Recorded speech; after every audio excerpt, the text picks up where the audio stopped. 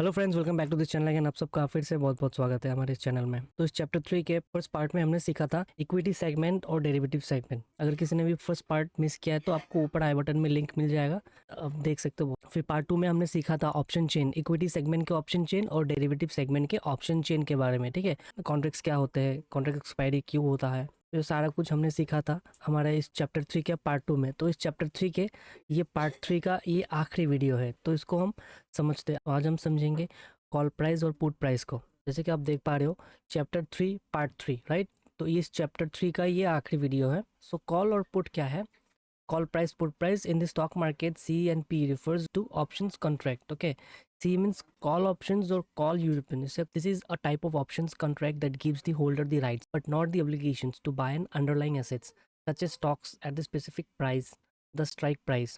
Within a certain period of time, investors use call options when they expect the price of the underlying assets to go up. ठीक है, और put price क्या है इसे हम एक बार देख लेते हैं। पुट पी, पुट ऑप्शंस और पुट यूरोपियन भी कहा जाता है ऐसे। तो this is type of options contract that gives the holder the right but not the obligations to sell an underlying assets at a specified strike price within a certain time frame. Investors use put options when they anticipate that the price of the underlying assets will fall. Both C and P are integral part of option trading, which is used for hedging, speculations or generating income. मैं आपको explain करता हूँ इसके बारे में। Okay, call और put options, जैसे कि आप लोग देख पा रहे हो, इधर लिखा है आपका कॉल प्राइस और इधर लिखा है पुट प्राइस। ठीक है, तो ये कॉल का पार्ट है और ये है पुट का। ओके, ये हमारा बेस प्राइस और स्ट्राइक प्राइस। मैंने एक डेरिवेटिव सेगमेंट खोला है निफ्टी 50।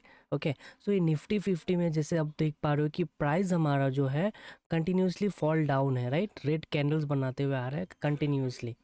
तो इस हिसाब से क्या होता है, प्राइस जो हमारा फॉल हो रहा है, नीचे आ रहा है। जब प्राइस नीचे आता है तब पुट प्राइस को खरीदा जाता है। देख सकते हो कि पुट प्राइस में ये प्राइस जो है 92, इसमें 400% की इंक्रीज हुआ है, इसमें 387% इंक्रीज हुआ है, इसमें 398% इंक्रीज हुआ है। मतलब जब स्ट्राइक प्राइस में प्राइस फॉल होता है तब जो है हमारा पुट प्राइस बढ़ता है ना। जब स्ट्राइक प्राइस ऊपर की तरफ जाता है तब ये कॉल प्राइस हमारा इंक्रीज होता है।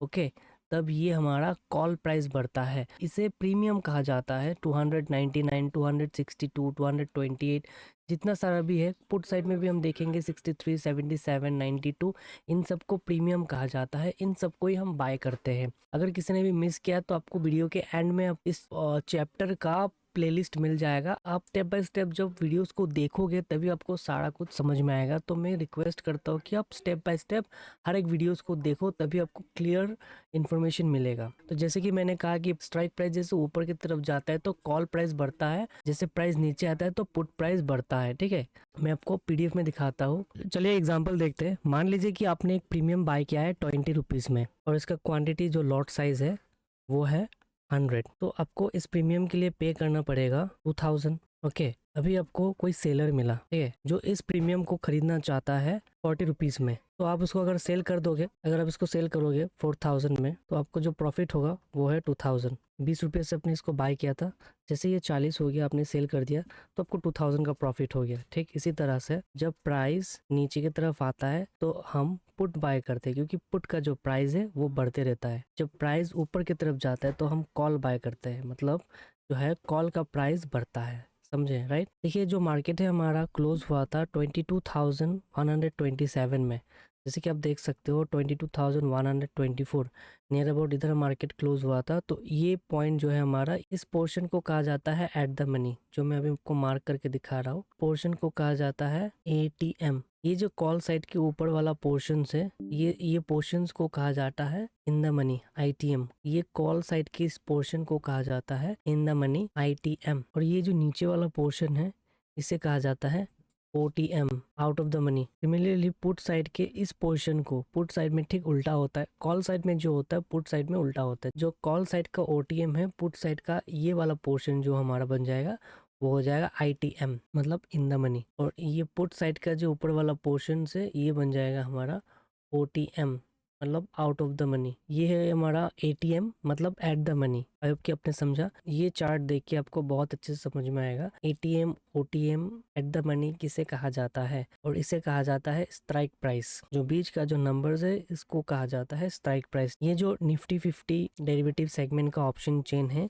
तो अगर मैं आपसे पूछूँ ये जो नंबर्स है आपके सामने, ये नंबर्स है, तो आप बहुत आसानी से बता पाओगे इस नंबर्स को कहा जाता है स्ट्राइक प्राइस। 22,100, 22,050, 22,150, 22,200, 250, 300, राइट, इन सबको कहा जाता है स्ट्राइक प्राइस। ठीक है, और ये है कॉल प्राइस और ये है पुट प्राइस। तो इस स्ट्राइक प्राइस के साथों साथ जो प्राइस है हमारा प्रीमियम्स है, इसे कहा जाता है एटीएम, मतलब एट द मनी। और ये कॉल प्राइस के ऊपर वाला पोर्शन, एट द मनी के ऊपर वाला पोर्शन को कहा जाता है इन द मनी। और अब जितना ऊपर तक जाओगे, स्क्रीन में आपको दिखाता हूँ, जितना आप ऊपर तक जाओगे तो उसको कहा जाता है डीप इन द मनी। ठीक इसी तरह से ये एट द मनी से नीचे की तरफ कॉल साइड का जितना आप नीचे की तरफ आओगे तो इसे कहा जाता है deep out of the money. तो अब देखते हैं put side, right. So put side के ये दो पोर्शन जो है स्ट्राइक प्राइस के, ये दो पोर्शन को कहा जाता है एट द मनी। और ये एट द मनी के ऊपर की तरफ जितना भी है प्रीमियम, इन सबको कहा जाता है आउट ऑफ द मनी। जितना आप ऊपर तक जाओगे तो इसे कहा जाएगा deep out of the money. ठीक है, और एट द मनी के नीचे की तरफ जितना नीचे तक आप आओगे उसे कहा जाएगा इन द मनी। तो आप डिफरेंसेस देख सकते हो दोनों प्राइस का। Call price in the money में और put price in the money में जो है आपको थोड़ा ज्यादा पे करना पड़ता है और आउट ऑफ द मनी में बहुत कम पे करना पड़ता है। ठीक है, स्टेप बाय स्टेप मैं आप सबको सारा कुछ समझाऊंगा, बहुत आसानी से सबको समझ में आएगा जब हम चैप्टर 4 सीखेंगे। चैप्टर 4 में हम सीखने वाले हैं ऑप्शन ग्रीक्स। ऑप्शन ग्रीक के जरिए हम समझेंगे ये जो प्राइस हम देख पा रहे हैं ये प्राइस बनते कैसे हैं। ठीक है, आई होप कि आपको समझ में आ गया होगा। तो एक बार देख लेते हैं, ये था हमारा डेरिवेटिव सेगमेंट का निफ्टी 50, राइट। तो एक बार हम अपने कैश मार्केट के ऑप्शन चेन को, मतलब इक्विटी मार्केट के ऑप्शन चेन को भी समझते हैं। लेट्स सपोज कि मैं सर्च करता हूँ टाटा मोटर्स, राइट।